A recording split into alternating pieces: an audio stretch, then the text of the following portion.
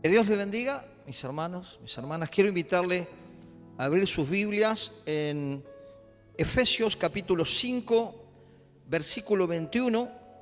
Vamos a estar leyendo la palabra de Dios y vamos a estar permitiendo que Dios nos hable a través de la palabra y que podamos tomar principios para reordenarnos, ¿no? Para reordenarnos en la voluntad de Dios y para ordenar prioridades que son vitales para vivir bajo la bendición de Dios, en paz, en comunión, con una familia feliz, ¿no?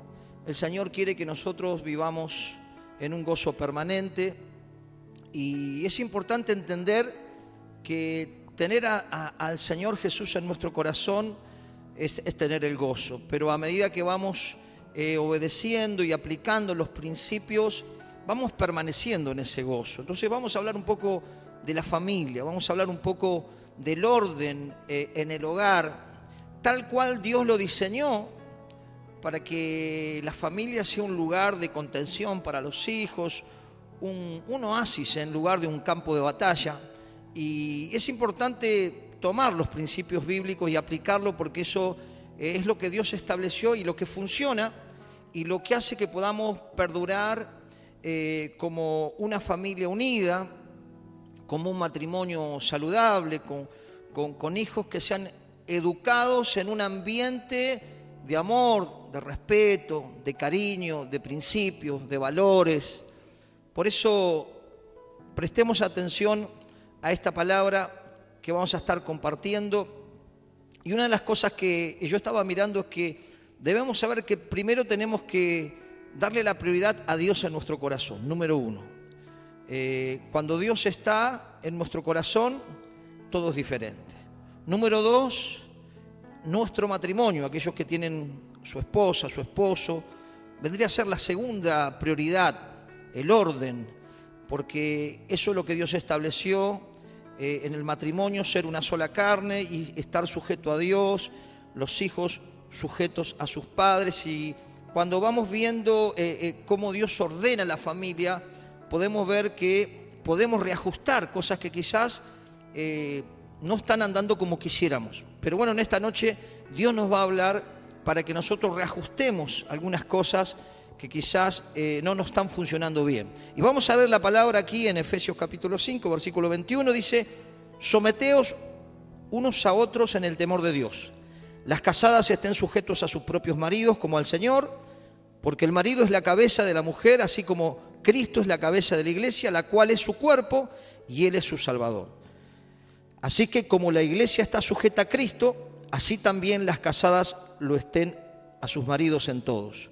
Maridos, amad a vuestras mujeres, así como Cristo amó a la iglesia y se entregó a sí mismo por ella, para santificarla, habiéndola purificado en el lavamiento de agua por la palabra, a fin de presentársela a sí mismo una iglesia gloriosa, que no tuviese mancha ni arruga ni cosa semejante, sino que fuese santa y sin mancha. Así también los maridos deben amar a sus mujeres como a sus mismos cuerpos. El que ama a su mujer, a sí mismo se ama.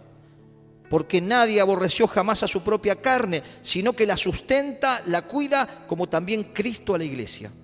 Porque somos miembros de su cuerpo, de su carne y de sus huesos. Por eso dejará el hombre a su padre y a su madre y se unirá a su mujer, y los dos serán una sola carne. Grande es este misterio, mas yo digo esto respecto de Cristo y de la iglesia. Por lo demás, cada uno de vosotros ame también a su mujer, como así mismo la mujer respete a su marido. Amén. Vemos un panorama de lo que Dios estableció como un respeto mutuo, ¿no? Entonces, la honra, el respeto, la sumisión en la voluntad de Dios hace que Dios pueda guiarnos, ¿no? Por eso, cada uno de nosotros tenemos que estar como principal objetivo sujetos a Dios, respetando a Dios, dándole honra a Dios, amando a Dios, tomando su palabra como una perla preciosa, aplicable y de gran bendición para nuestras vidas.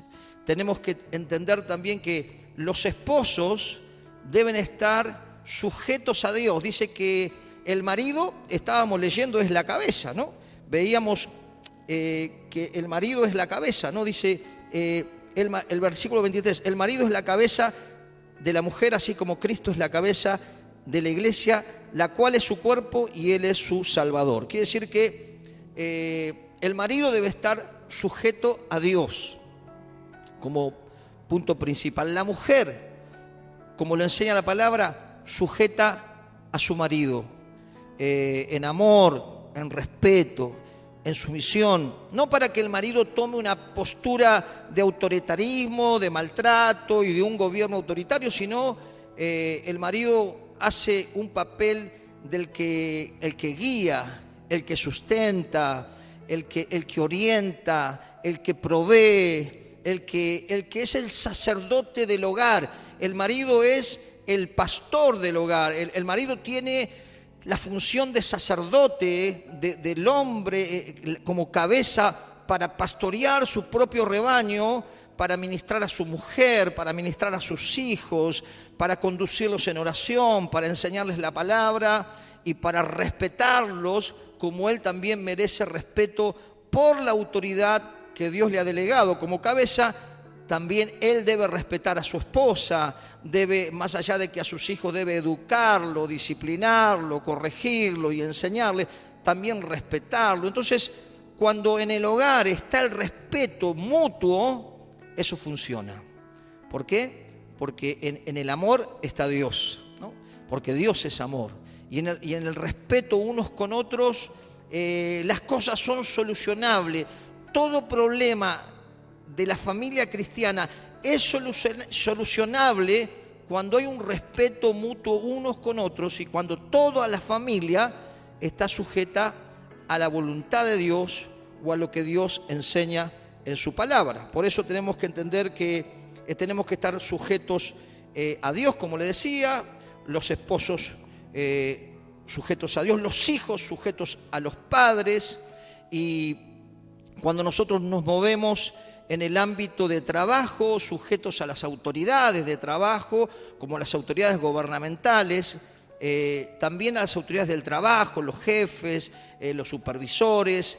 Y entonces, cuando uno entiende que en este principio de respeto, en este principio de estar sujeto uno a otro, todo funciona en armonía. Cuando cambiamos los roles, ahí es cuando vienen los conflictos. Por eso dice que la esposa debe amar a su esposo, ¿no? Dice que tanto el esposo como la esposa en el temor de Dios, ¿no?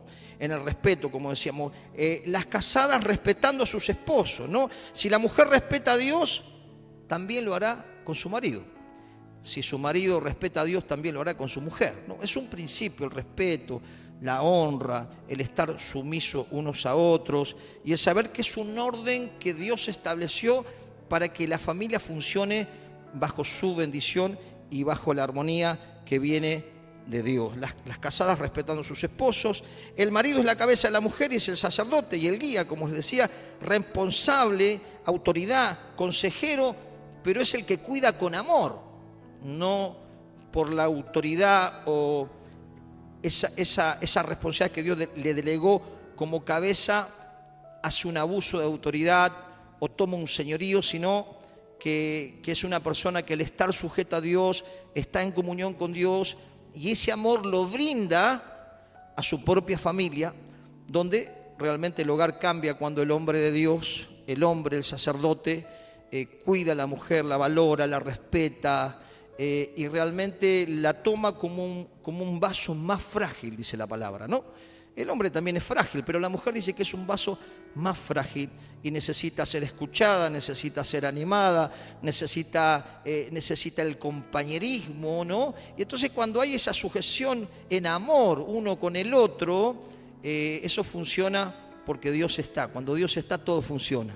La presencia de Dios cambia el perfume del hogar, la presencia de Dios cambia la realidad de un hogar. Por eso tenemos que, si quizás tú no conoces a Jesús, tienes que invitarlo a tu corazón, pero también invitarlo a tu hogar, para que Cristo empiece a iluminar tu hogar y te ayude a través de su Espíritu a reordenar cosas que quizás se desordenaron y entonces tenemos grandes consecuencias. Entonces podemos ver que también el marido dice que tiene que amar como Cristo amó a la iglesia. El versículo 25 dice, maridos, amad a vuestras mujeres, así como Cristo amó a la iglesia y se entregó a sí mismo por ella, ¿no? Quiere decir que tiene que haber un amor sacrificial. Creo que lo que está golpeando muchos hogares en este tiempo es, primero, la falta de Dios, la falta de temor de Dios, la falta de respeto a Dios y a las leyes de Dios.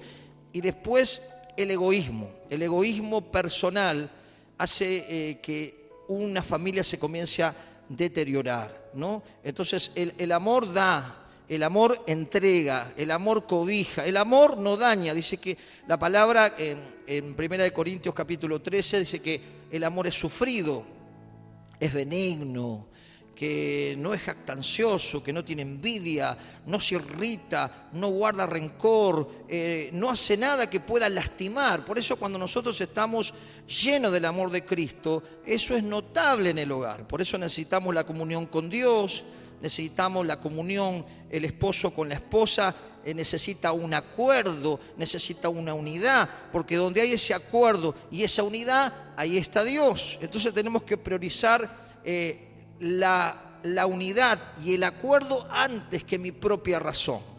Saber que el hombre y la mujer es un complemento. El Señor dice en Génesis, los dos serán una sola carne. Ya no son más dos, son uno. Entonces, en esa unidad de amor, de compañerismo y dice la Biblia, andarán dos juntos si no estuvieran de acuerdo. En Amós capítulo 3, versículo 3. Por eso es importante saber que en el acuerdo está Dios, y cuando se charla en humildad, complementándose, porque el hombre y la mujer es un complemento, los hijos se van a sujetar de una manera fácil a los padres, porque ven el ejemplo, ven el amor, ven el compañerismo, y ven que cuando se dice algo los padres lo dicen en acuerdo y los hijos tienen que obedecer, porque los padres son la autoridad de los hijos, son los que Dios puso en autoridad para guiarlos en el camino de Cristo y en el camino de la vida. Amén. El marido debe amar, respetar, valorar, cuidar, entregarse como Cristo. Por eso el marido debe amar a su mujer, dice, como a su propio cuerpo. Qué tremendo, ¿no? Ese tiene que ser el amor del esposo, ¿no? Y también la esposa debe ser compañera, cariñosa, la que motiva, la que anima, la que cuida. Es algo recíproco. Entonces la mujer se somete en autoridad del esposo, no como que el esposo fuera un mandamás, sino tiene esa libertad y ese gozo de saber que se está sujetando a alguien que Dios puso en autoridad. Pero ese esposo cuida, ese esposo sustenta, ese esposo es el que va llevando el hogar adelante, y vale la pena sujetarse a una persona que le ama y que le valora y que no va a hacer nada que le dañe, que le lastime, ni que golpee su alma, sino que el amor es sanador, el amor es restaurador, y cuando hay amor, todo es solución, decía una vieja alabanza. Recuerdo un pastor que partió en la presencia del Señor, decía, no, donde hay amor, los muros caerán, donde hay amor, la noche yacerá, donde hay amor, es todo solución. Quiere decir que cuando Dios está y hay amor, los problemas, los roces, los conflictos, que lo pasa todo matrimonio, todo hogar, son solucionables, porque con Dios todo es posible. ¿Cuántos pueden decir amén? Gloria a Dios. Fíjese lo que dice el versículo 28. Así también los maridos deben amar a sus mujeres como a sus mismos cuerpos. El que ama a su mujer, a sí mismo se ama, ¿no? ¡Wow! Dice que el que ama a su mujer, a sí mismo se ama, ¿no?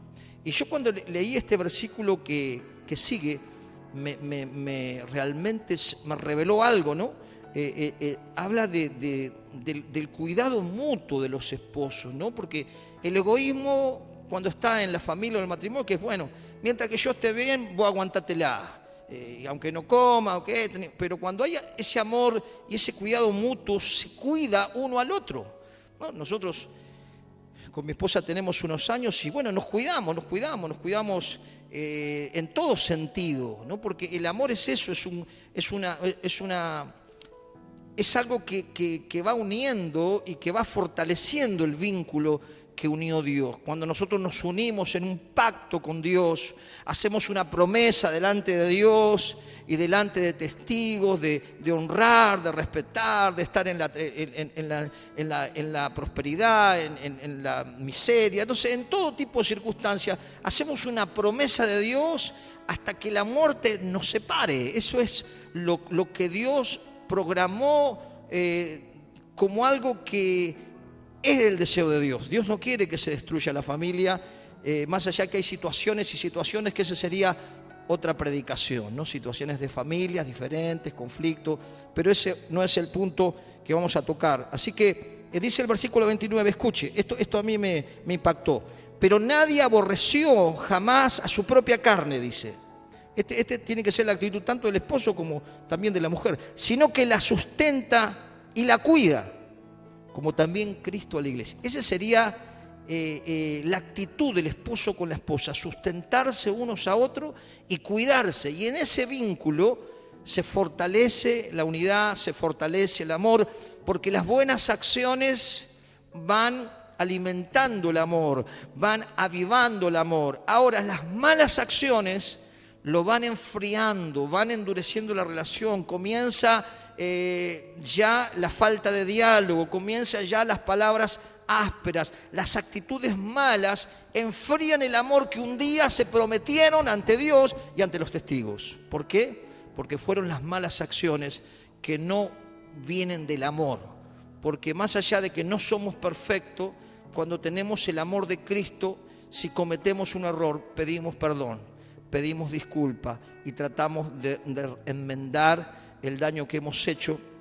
Entonces, con esa humildad de no querer tener siempre la razón, de no querer ser siempre la persona que tiene la última palabra, tenemos que tener la humildad para reconocer también nuestros propios errores y decir, me equivoqué, o tener razón, o creo que esto es óptimo para el proyecto que tenemos, me gusta tu idea.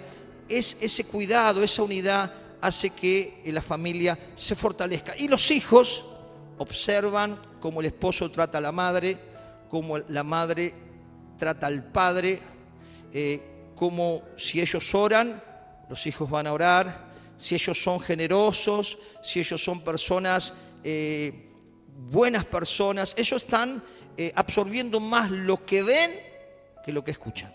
Entonces es importante porque cuando está esa unidad en el matrimonio, los hijos se sujetan fácilmente porque hay una autoridad y hay un respeto entre los padres. Los hijos van imitando ese modelo y un día van a querer tener un hogar similar.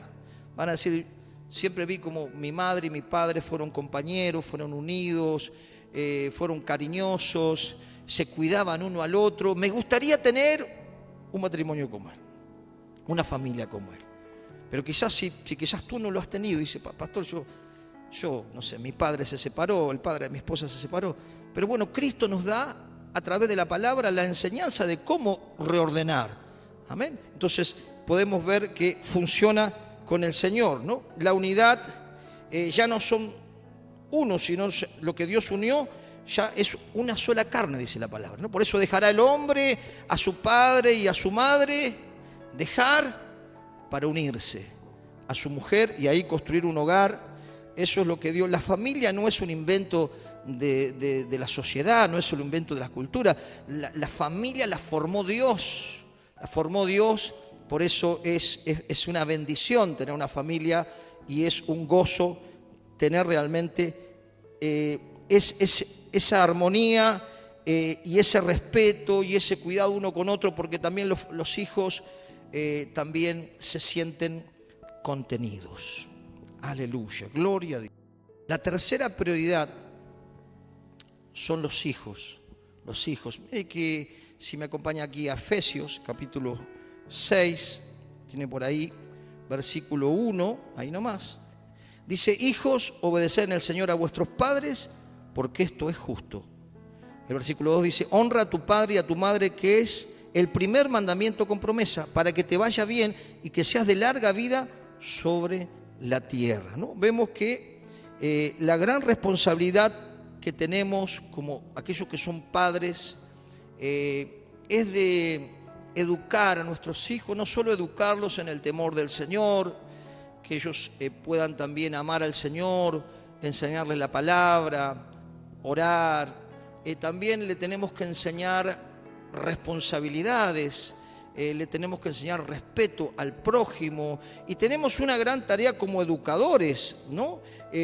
A ser generosos con los demás, porque si nuestros hijos ven que nosotros somos generosos, ellos también lo van a imitar, ellos también lo van a hacer. Entonces tenemos una gran tarea, aquellos que tienen hijos pequeños, de enseñarles desde pequeño a ser generosos, a ser personas responsables, ¿no? De responsables en pequeñas cosas, pero ya ir enseñándole la responsabilidad, ¿no? Enseñarles también el esfuerzo, enseñarles la colaboración, enseñarles también a administrar el dinero de niños. Entonces, es importante que nosotros entendamos que los hijos necesitan esa cobertura de sus padres. Sus padres son como muros de contención. Por eso es importante que nosotros entendamos que esa tercera prioridad tiene que ver con el amor también, pero también con la corrección, también con la disciplina. Entonces vamos a ir a la cuarta prioridad. Vamos a ir al trabajo, ¿no? Como cristianos, ¿no? Hablamos que tenemos a Dios en nuestro corazón, el matrimonio sujeto a Dios, los hijos sujetos a los padres, y ahora el trabajo tiene que ver con también estar sujeto a las autoridades laborales, para que nosotros podamos proveer a nuestros hijos, para que podamos progresar, para que podamos alcanzar sueños. Y también ahí en Efesios capítulo 6, versículo 5, versículo 6:5 dice: siervos, obedeced a vuestros amos terrenales con temor y temblor, con sencillez de vuestro corazón como a Cristo, no sirviendo al ojo como los que quieren agradar a los hombres, sino como siervos de Cristo de corazón, haciendo la voluntad de Dios, sirviendo de buena voluntad como al Señor y no a los hombres. Qué tremendo. Esto es importante también. El trabajo estamos ahí, lo pusimos en la cuarta prioridad, porque necesitamos entender que el Señor creó, ¿no? El Señor en el Edén dijo: ganarás el pan con el sudor de tu frente. La Biblia dice: el que no trabaja, no coma. Y dice: y el que no provee a los suyos. Fíjese que nosotros como padres tenemos la responsabilidad de proveer a nuestros hijos a través del trabajo. Y dice que el que no provee a sus hijos es peor que un incrédulo. Quiere decir que es una prioridad muy importante, y tenemos que ver en la Biblia también algunos pasajes que hablan de esto. Segunda de Tesalonicenses capítulo 3 versículo 11, anote, dice: porque oímos que algunos de entre vosotros andan desordenadamente, no trabajando en nada, sino entrometiéndose en lo ajeno. A los tales mandamos y exhortamos por nuestro Señor Jesucristo, que trabajando sosegadamente coman su propio pan, ¿no? Los padres son los proveedores, los que tienen que estar ahí. El padre, sobre todo, que es la cabeza, la madre, ahí la ayuda idónea, ahí proveer a sus hijos, ¿no? Y sustentarlos. Dice también 1 Timoteo 5:8: porque si alguno no provee para los suyos, mayormente a los de su casa, ha negado la fe, y es peor que un incrédulo. ¡Wow!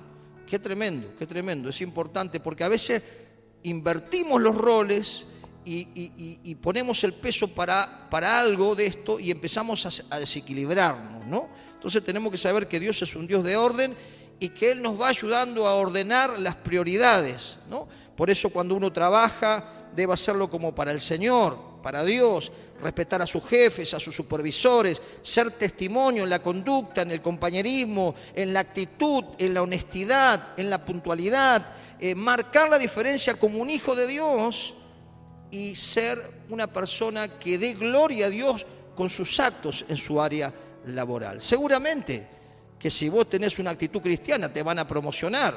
Seguramente el jefe va a poner la mirada en una persona que es respetuosa, en una persona que se sujeta a su autoridad, que es compañera, que no falta, que cuando el jefe no está sigue trabajando, que si tiene que trabajar 8 horas, trabaja las 8 horas aunque no esté el jefe.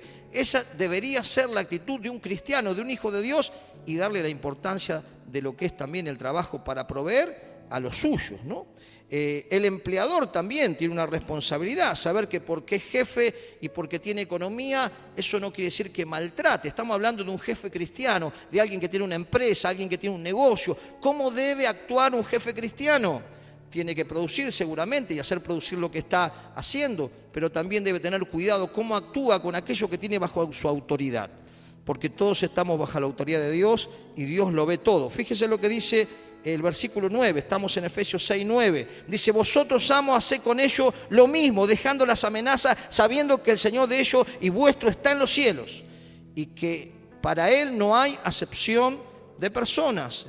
El jefe debe respetar al empleado, no manipularlo, no maltratarlo, no hacer un abuso de autoridad y ser realmente honesto con sus empleados. Es lo que debería ser alguien que tiene en autoridad personas y que es cristiano, o supuestamente dice que es cristiano. Amén. Entonces eso tenemos que saber, no manipular con el temor ni con las amenazas. Yo recuerdo en algunas de mis pasos en diferentes empresas, me acuerdo que había un jefe, no voy a decir el nombre de la empresa automotriz, pero iba y metía miedo, manipulaba con el miedo y atormentaba a muchos de los muchachos. Recuerdo que en otro taller, yo trabajaba también en otro lugar, había personas que tomaban esa milanta porque tenían úlcera en el estómago por el maltrato de sus jefes. Pero si tú eres cristiano, si somos cristianos y tenemos la posibilidad de tener personas bajo nuestra autoridad, sepamos que Dios lo ve todo. Con lo que sembramos, vamos a cosechar. Entonces seamos cuidadosos y entendamos que también debemos caminar como cristianos, no solamente en la iglesia, sino en toda nuestra manera de vivir. No hay que ser cristiano solamente en la iglesia cuando uno está cantando con los hermanos, sino el cristianismo debe estar manifestado en todo lugar donde nos movamos, ¿no? Entonces es importante. Y terminando, el ministerio, ¿no? El ministerio.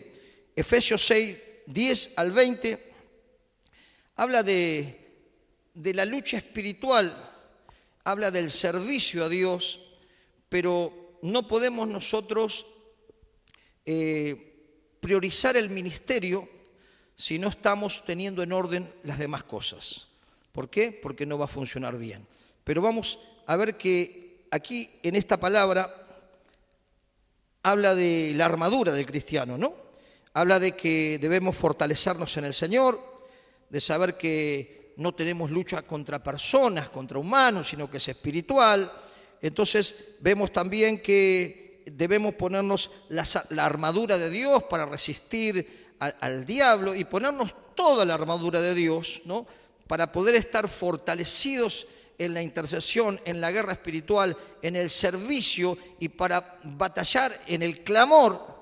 Tenemos que tener en orden todas las cosas, ¿no? Y saber que todo tiene su lugar como Dios lo establece aquí en la palabra, ¿no? La armadura del cristiano habla de la verdad, la justicia, el evangelio de paz, la fe, la oración. Lea todo Efesios 6, 10 al 20 y va a encontrar lo que es la armadura, ¿no? El apóstol Pablo está comparando al cristiano como un soldado romano que va a la pelea. Así también nosotros luchamos no contra personas, sino contra huestes espirituales de maldad, dice la palabra, y tenemos que tener bien en orden todas las demás prioridades para que podamos ser efectivos en la intercesión, para que podamos ser efectivos en el ministerio del servicio a Dios, para que podamos ser testimonio en el servicio a Dios. Tenemos que estar con todas las cosas en orden. Sujeto a Dios, la esposa sujeta al esposo, los hijos sujetos a los padres, los empleados sujetos a los jefes, y los jefes teniendo cuidado cómo tratan a los hijos de Dios, porque Dios lo ve todo. Y el ministerio va a ser efectivo, va a ser fructífero. Dios te va a usar, la bendición, la unción, la gracia de Dios va a estar sobre vos cuando nosotros reordenamos todas estas cosas. Vamos a poder batallar y vamos a poder vencer. Ahora, si nosotros hacemos guerra espiritual, intercedemos y clamamos y oramos muchas horas y ayunamos, pero no nos sujetamos a Dios, no respetamos a la esposa no respeta al esposo, los hijos hacen lo que quieren, el trabajo no, estoy todo el día en la iglesia. Entonces cuando invertimos todo eso, no somos efectivos en el clamor, en la intercesión y en el ministerio. Que el Señor nos ayude a comprender esto para que podamos entender que Dios estableció un orden para todas las cosas. Y cuando obedecemos a Dios y tomamos los principios de la palabra, tu familia, mi familia, será bendecida. Habrá paz, los hijos querrán llegar a su hogar, el esposo no verá la hora de llegar a su hogar para compartir con su esposa estará esperando a su esposo con cariño para estar con él. ¿Por qué? Porque está Dios y porque hay un respeto unos con otros. Y cuando hay respeto, cuando hay amor, cuando actuamos como hijos de Dios, la bendición va a venir y Dios va a traer un orden. Cuando tú tomas esta palabra y la aplicas, vas a comenzar a ver los resultados. Que Dios te bendiga y que esta palabra siga orando en tu corazón y en mi corazón. Dios te bendiga.